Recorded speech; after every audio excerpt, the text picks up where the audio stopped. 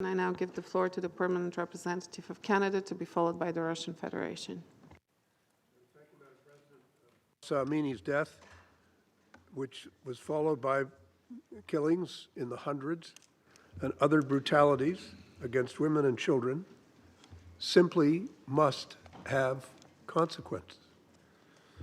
We welcome the resolution presented by the U.S. to remove the Islamic Republic of Iran from the Commission on the Status of Women for the remainder of its term, effective immediately. It is our view that the women of Iran and the people of Iran deserve no less. They're now facing widespread systemic killings, violence, and discrimination in both policy and practice, which amount to the most brutal violations against life and against human rights.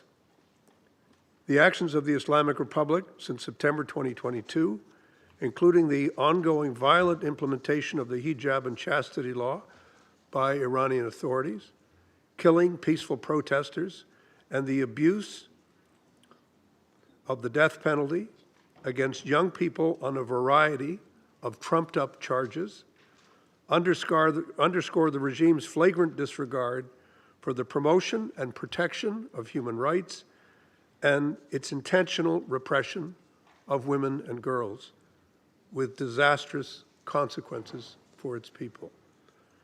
Iran has shown the world, no one has forced them to do it, no one has put them in a position where they have to do it, but they have shown the world a face that can only be described as a face of cruelty and of terror.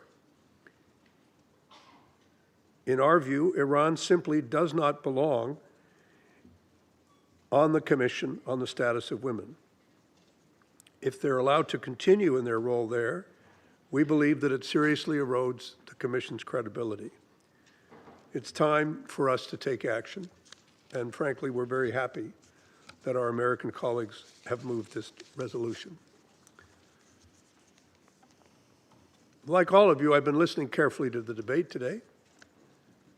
And I think there are essentially two sides to an argument, and there are maybe many more.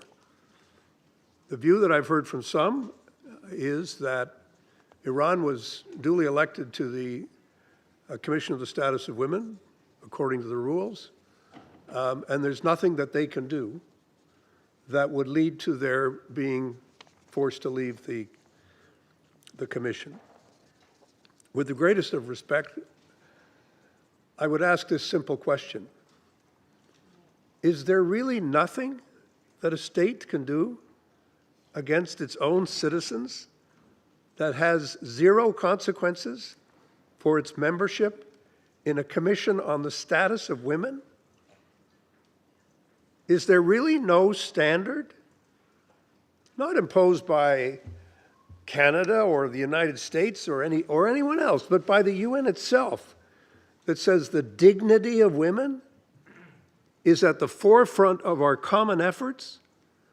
And now we're watching what we have been watching for the last 3 months, and we're seriously being told, well, I'm sorry, we can't do this because it's not appropriate.